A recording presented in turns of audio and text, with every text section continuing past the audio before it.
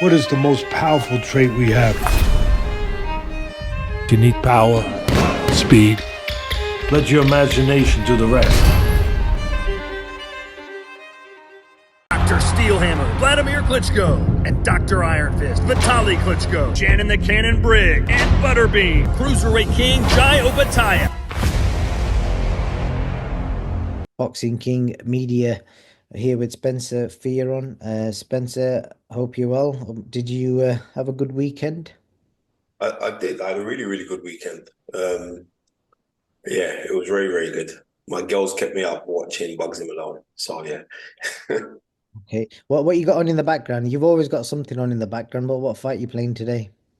I'm not even playing it. It's just like it just popped up. I don't even okay. That is Terry Norris. Yeah, that's Terry Norris fighting yeah, Jorge Castro. So yeah, but whatever. Good stuff. Well, we'll go from Terry Norris to we'll go straight into Johnny Fisher and Dave Allen. Quite the Mm. weekend, I don't know if to describe as a shock knockout win or what, were you shocked by the ending? Um, you know what?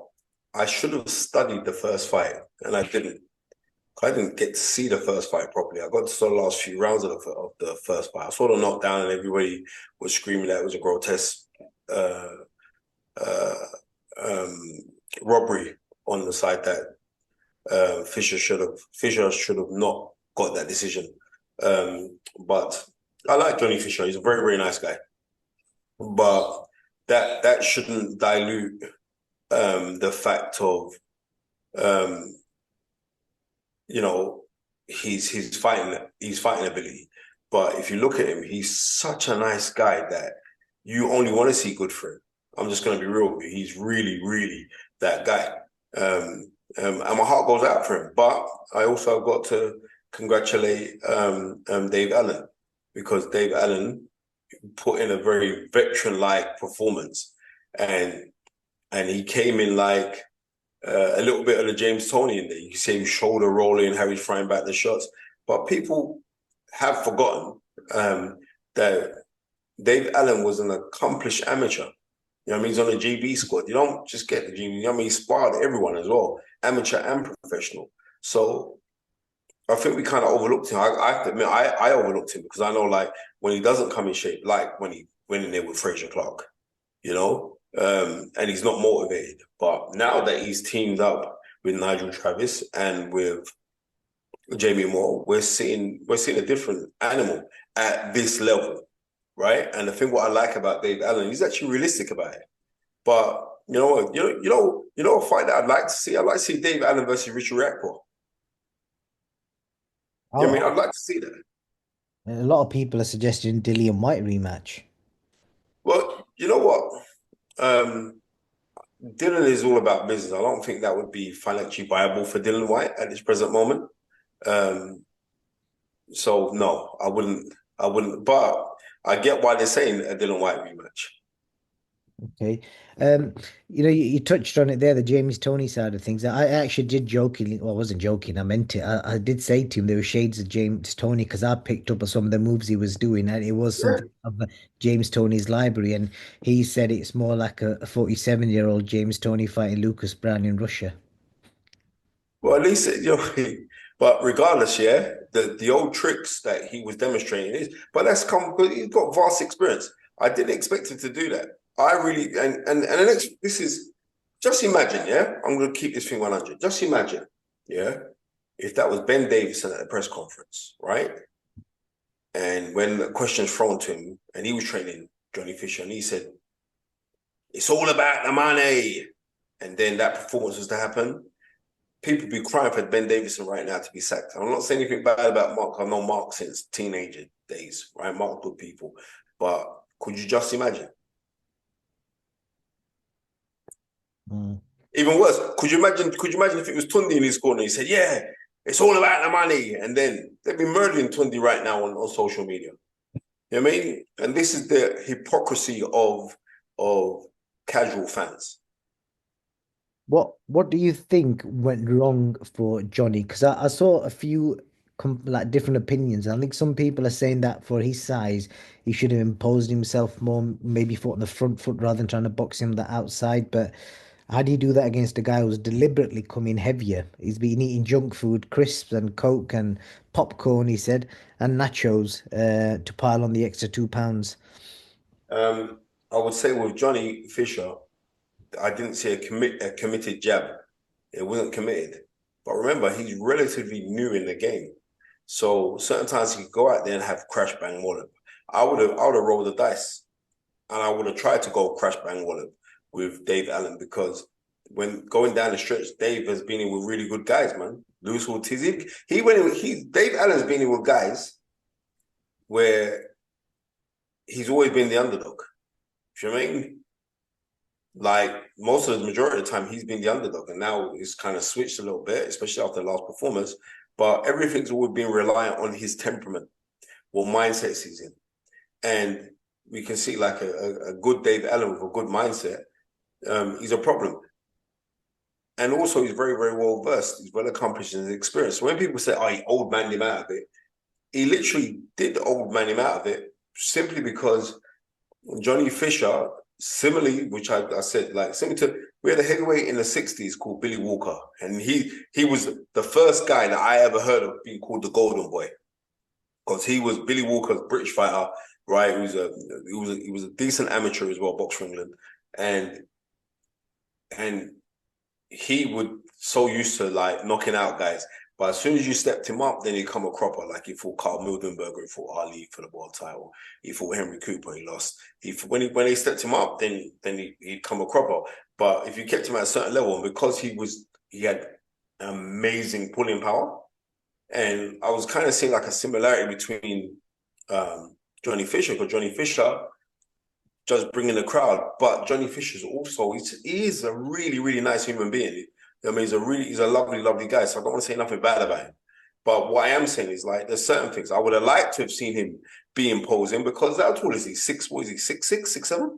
No, I'd say more 6'4", 6'5". Right, but he looks massive though. So I've been beside him. I'm shrinking and I'm getting older. Right, but I'm saying but he's massive, right? And it's easy for everyone to, but he should have been imposing more. Me personally, I would have kept him to 3 punches. That's what I kept it to, right? An imposing left jab, right hand, come out with left hook. That's what I'd have had him do, right? And always be on the phone with this. So like with your right hand up, because you were seeing them sneaky left hooks that Dave Allen was throwing, but also those sneaky overhand rights. You know what I mean? But if you throw your jab correctly and you're throwing your jab where it's coming across here to the chin, like right hands can't hit you. Easier said than done. Do you know what I mean? What about Spencer? What about the matchmaking side of it? So I've seen a few debates on X earlier between Sam Jones and Nick Pete. I think Nick Pete, who works with Talksport, he put a video out basically ridiculing the matchmaking, saying that it should never happen. They're rushing him, etc. But then No. Sam Jones has dug a tweet out from Nick Pete from a year ago, basically saying, "Why is Johnny Fisher fighting a past it Dave Allen?" Basically, so yeah, so Sam did his research and found the Well, receipts. big up Sam Jones. I ain't spoken to Sam in a hot minute, but no, I'm saying like it's so easy to be critical after the fact, right? Nobody wasn't saying that when Johnny Fisher destroyed Alan Babbage. He wasn't saying that, and he destroyed him, and that was impressive. And we think, oh, you know what? If you could keep like, and then we're also like, well, Dave Allen doesn't really produce. Let's be real. You know what I mean? Because of his temperament. It's nothing to do with his abilities, it's his temperament. And when he switched on, he's trouble for anybody. But I'm not going to say like, match is anything to do with matchmaking.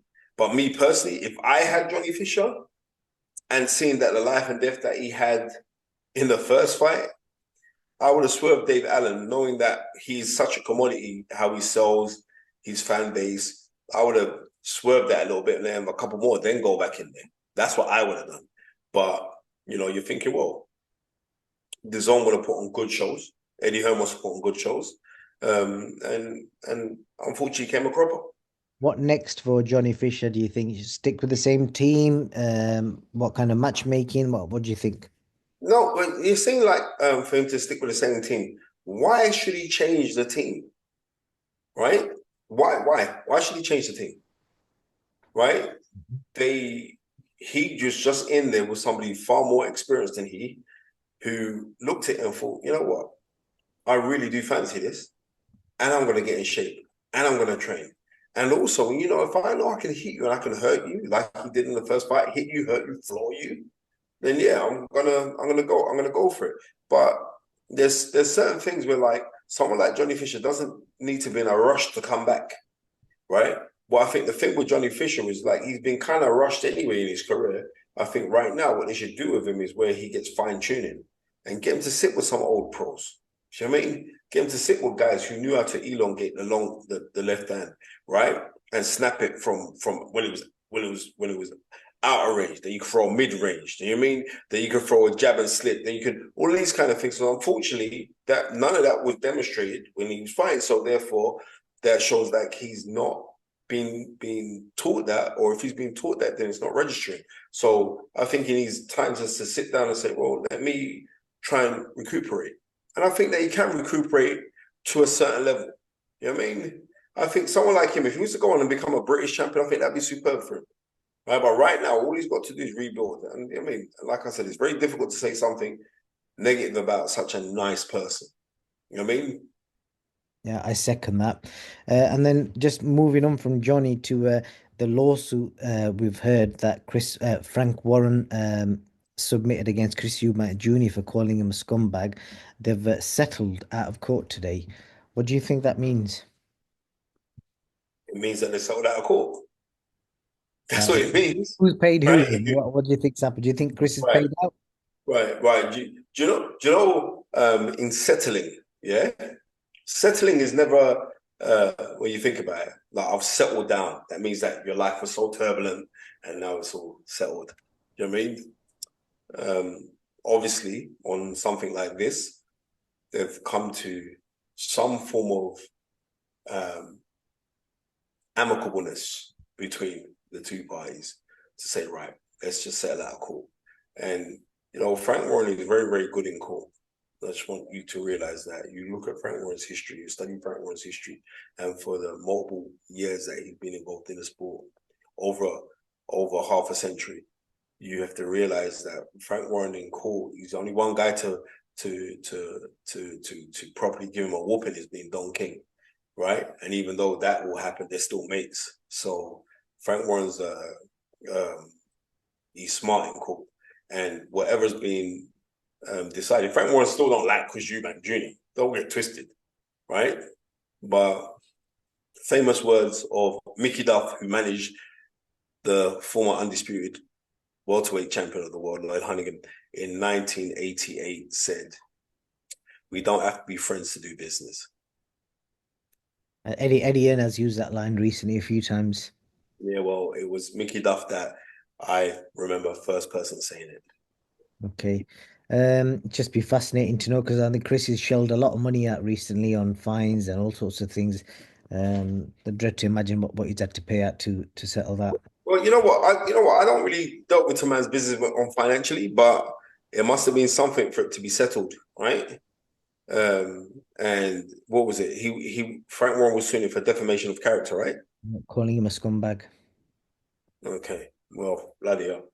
Thank God I ain't got Chris Eubank's money, man. I've been sued so many times by so many different people. Yeah, we'll leave that one there. And then Yeah. the last thing I want to speak to you about, Spencer, is we've seen one of the all-time greats, Manny Pacquiao, dragging himself from the Philippines, landing in LA yesterday, I think it was, and he's out training today, doing his runs. It just seems it doesn't seem real. He's like 40, maybe 46, 47, maybe. I'll double check, but he's back in action, gonna fight Mario Barrios. What do you make of it all? Um, Barriers for a Mexican fighter is very fast-handed, right? 46 years old. Yeah, and you know, it's very, very difficult to tell a great like Manny Pacquiao to not do it anymore. And like people are saying it's disgusting because he's fighting for the WBC title, right? Yeah. And people saying how disgusting it is because he's been away for 5 years. And I'm saying it's really been 5 years. It's been that long ago since the last time when he fought Ugas. It's been like 5 years, right? And he looked old in that fight, right? And Ugas is an awkward Cuban. I'm not. When people are saying this is absolutely disgusting by the WBC, how can a man be retired for 5 years and then come straight into a world title shot when we've got so many different contenders there and all the rest of it, right? And I get it, but we are dealing with the entity that is Manny Pacquiao, who's an iconic figure, right? And similarly to when Sugar Ray Leonard came out of retirement in 1987, was it April 7th to fight Marvin Hagler. Leonard had been retired for 3 years. Okay. Leonard had never boxed as a middleweight, even though he faced one middleweight in his whole career, and that was a man called Marcus Giraldo. You know what I mean? But he didn't. But Leonard got a direct shot, which was a bit of a liberty because Harold Graham was #1 contender for the world title, and Harold Graham didn't get a shot.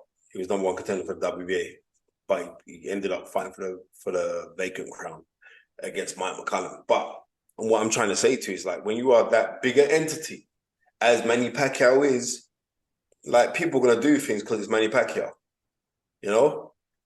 Even though, was that right? Not necessarily. They dragged the old Muhammad Ali out. Was that October of 1980 for him to fight Larry Holmes, right? No way should Ali been allowed in the ring against Larry Holmes. His old shot, past peak fighter who, you know what I mean, at the time was retired for like a year and a bit after beating Leon Spinks to become 3-time heavyweight champion.